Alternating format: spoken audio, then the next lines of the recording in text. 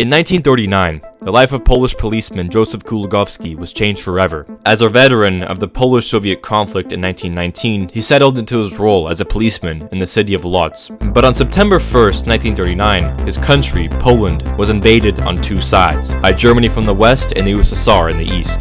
Kulagowski was captured by the Soviets, sent to a prison camp called Ostashkov near Tver in Russia, and then shot. Kulagowski wasn't a special man. Many other prisoners also shared the same fate, executed, in what became known as the Katyn Massacre. Or at least, that's how the story goes. Decades later, in 2011, archaeologists in Ukraine made a startling discovery. Kulagowski's remains and police badge were found at a mass grave tied to German executions, not Soviet ones, hundreds of miles away from where he was supposedly killed in Russia. Since then, many more Katyn victims have been discovered in places far from where they have been alleged to have been shot and buried. Not only does this raise a logistical question, but also raises a deeper issue. How could the narrative of Katyn, so widely accepted by modern historiography, have overlooked this critical evidence? The Katyn Massacre isn't just a story of tragedy, it's a story about the rights of victims and their families to uncover the truth, and the responsibility of nations to uphold historical justice. Before any in-depth analysis can be done, it's important to remind the viewer of historical background.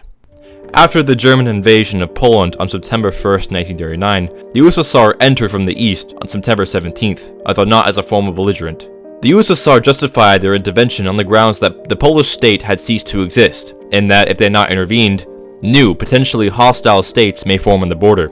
This entrance was predicated by the Molotov-Ribbentrop Pact, signed between Nazi Germany and the USSR, which divided Eastern Europe into zones of influence where the other side could not impose direct nor diplomatic influence on the other. While Germany marched westward, the Soviets swiftly occupied eastern Poland, capturing tens of thousands of Polish military officers, police, and intelligentsia. These elements of the Polish state were sent to internment in the camps of Kozylsk, Ostashkov, and Starobelsk, located near Smolensk, Tver in Russia, and Kharkov in Ukraine respectively. They were then transported elsewhere, and from there, we really don't know what happened to them. The massacre itself emerged as a contentious issue in 1943, when Nazi Germany claimed to have uncovered mass graves of those same Polish officers near Smolensk and the Katyn forest. This announcement occurred during a critical juncture in the war between Germany and the USSR. Germany had just suffered a massive, catastrophic defeat at Stalingrad, and its propaganda machine, headed by Joseph Goebbels, sought to exploit the Katyn discovery to drive a wedge between the Allies. In doing so, the Germans forged their own report, the Amnichis material, claiming that the Soviets had shot the Polish prisoners in spring 1940. The Soviets, however, denied responsibility, instead accusing the Germans of fabricating evidence to cover their own crimes. This narrative, supported by the Soviet Brunenko Commission in 1944, claimed that the Polish officers were captured by the Germans in 1941 and executed during their occupation of Smolensk.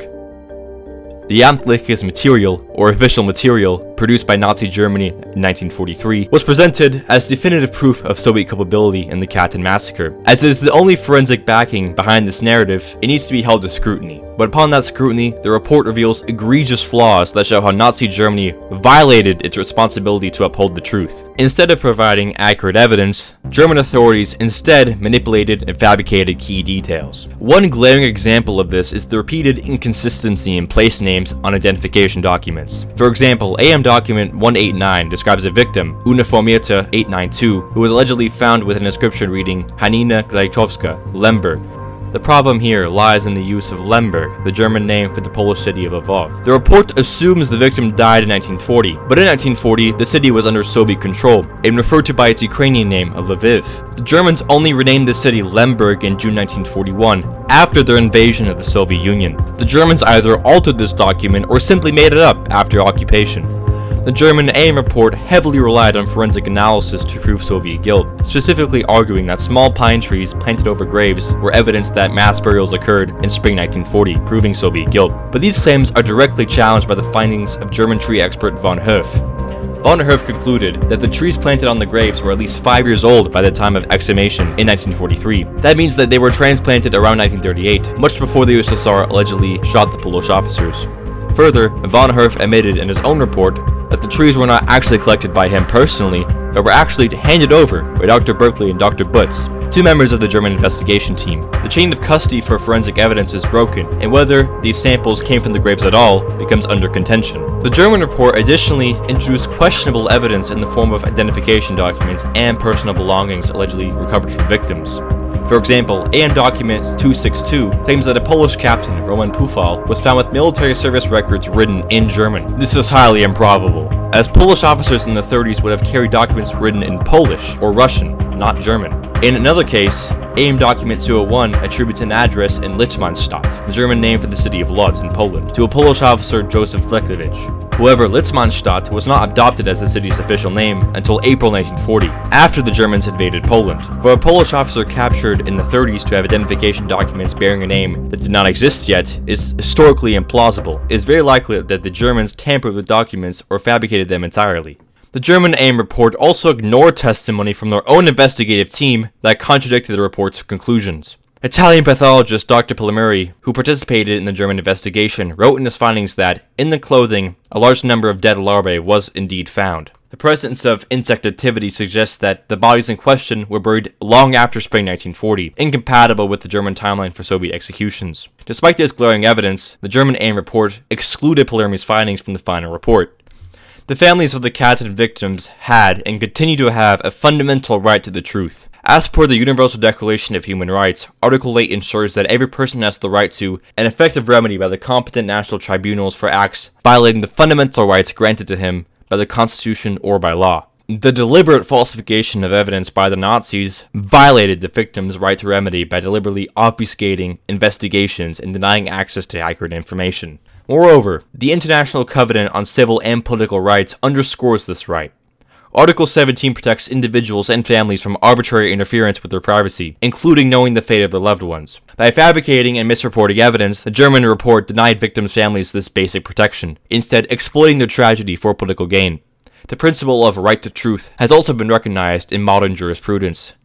The UN Office of High Commissioner for Human Rights states, "The right to truth is often invoked in the context of gross violations of human rights and serious violations of international humanitarian law. The relatives of victims of summary executions have the right to know the truth about the fate of their loved ones. As such, states have a responsibility to investigate and accurately document atrocities like Katyn, no matter who it may implicate."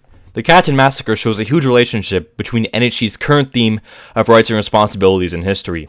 Nazi Germany failed in its responsibility to provide an honest account of the massacre, instead using it as a tool of propaganda, as a cudgel against the USSR. The USSR, likewise, had a responsibility to protect the POWs from harm under international law, and the POWs had a right to be protected. A state's responsibility to uphold the truth extends much beyond legal obligations. It is essential for ensuring accountability, justice, and societal healing. A state's responsibility to uphold the truth contributes to an accurate historical record. Deliberate misinterpretation of events, as seen with Katyn by the Germans, distorts collective memory and perpetuates falsehoods for political gain. Providing a truthful account of historical atrocities is essential for reconciliation. In addition, the European Court of Human Rights has emphasized that states must take steps to ensure effective investigations into historical crimes by states to prevent societal division. The story of Joseph Kuligowski is a testament to the importance of truth and accountability. His life, like countless others, was cut short in the chaos of war, but his badge, discovered hundreds of miles away from where he was supposedly executed, is a symbol of the broader questions surrounding Katyn. For decades, Kuligowski's family was denied the closure they were entitled to under international law. Instead, they were left with conflicting narratives that were shaped by selfish political goals and deliberate obfuscation. The rights of victims and their families to uncover the truth were repeatedly violated. First by the Germans through falsified evidence in the Amliches material report, and later by institutions that perpetuated these narratives without scrutiny. Similarly, the responsibility of states such as Nazi Germany to uphold the truth was neglected. Kuligowski reminds us of the devastating human toll of these failures.